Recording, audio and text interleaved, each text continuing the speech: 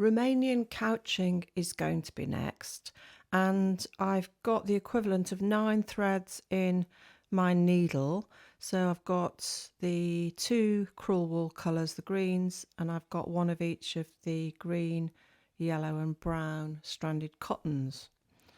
And what you do is you couch down long pieces of thread. So you need to have a good horizontal area. And I've come up here, left one row and come up on the next one and going down just there, so in the same line as this cross stitch here. Just being careful with that, and you can see that my waist knot is a bit further down, so I haven't put it immediately here because it would get in the way, and I'm just going to use that to try and straighten my thread out a bit. So that's your first stitch, and then in the line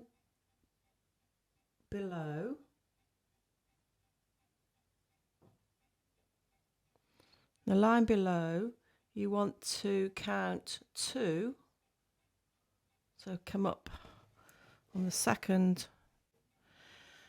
and then we're going to do a long couching stitch, which is the needle's going to go in on the same row as you've taken your thread across. So let's count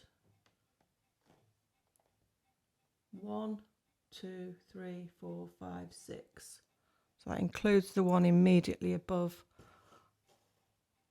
where I've come up. So that's a little stitch. Then you want to miss 2 threads of the canvas. So 1, 2, and up in the third. And then count again 1, 2, 3, 4, 5, 6. You can vary the length of your couching stitch as long as you do them all the same. So then miss 1, 2, up in the next one, and then 1, 2, 3, 4, 5, 6.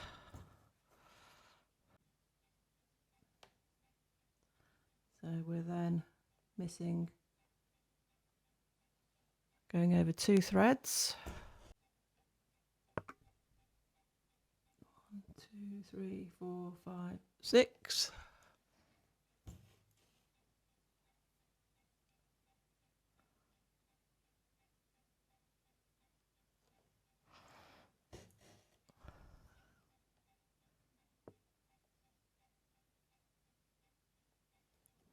And that's the last stitch. So when you come up at the bottom, you're always in the row beneath, and when you go down at the top, you're always in the row over which your long thread is covering. And now we're going to go into the next hole down. Okay, so the next hole down, and take another long stitch.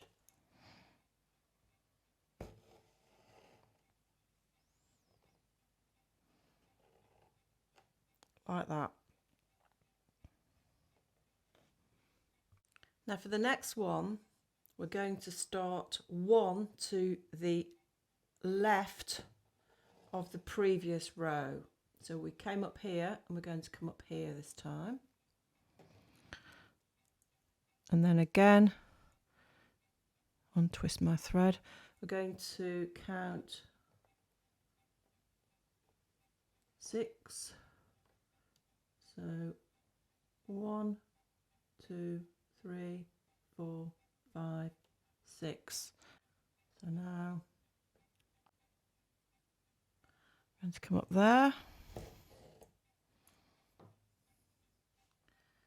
We're going to count 1, 2, 1, 2, 3, 4, 5, 6.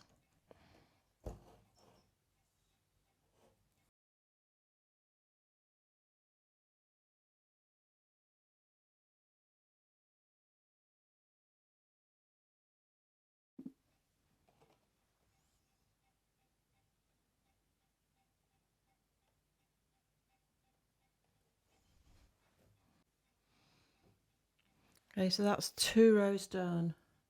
Now we do exactly the same. Another long thread. Now, I don't know if I'm going to have enough thread to do the whole row. And I think if you haven't, it's a good idea to finish off if you're not sure and start again, because it's very difficult to, I think it's quite difficult to stop and start mid-row. But I'm just going to show you the next row. So I might end up taking it out if I haven't got enough. So that goes down there on the third one down. And then you're going to come up here. So you're always going one across from the previous row.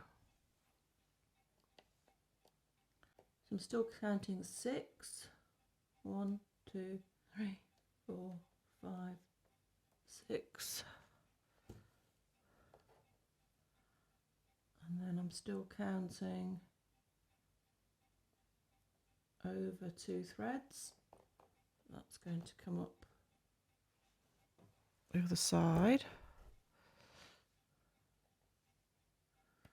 1, 2, 3, 4, 5, 6.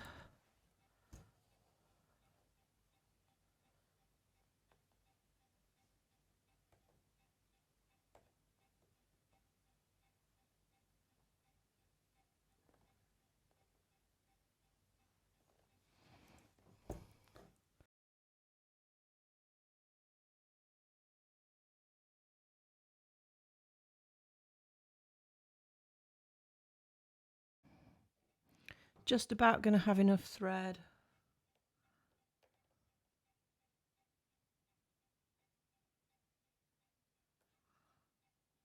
And that one goes in the same hole.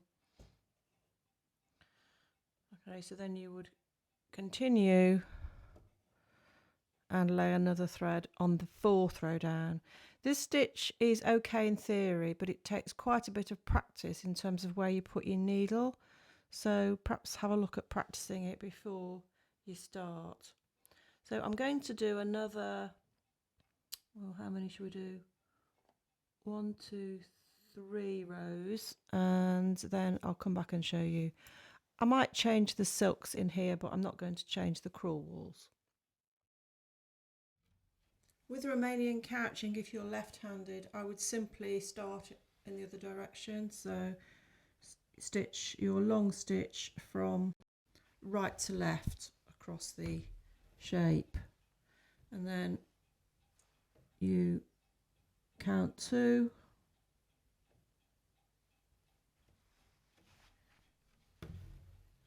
and then go over 6.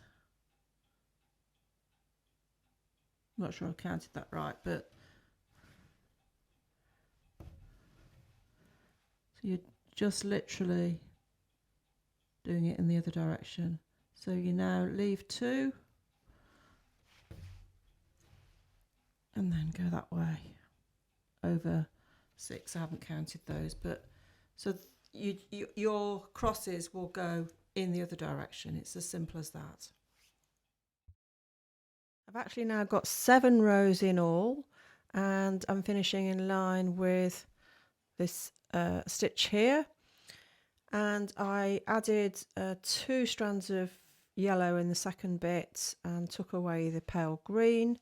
And I also added a couple of stitches in the last couple of rows, because as you're gradually going over to the left, you need to cover that stitch as well with a little couching stitch. And next we're going to do the encroaching Gobelin stitch.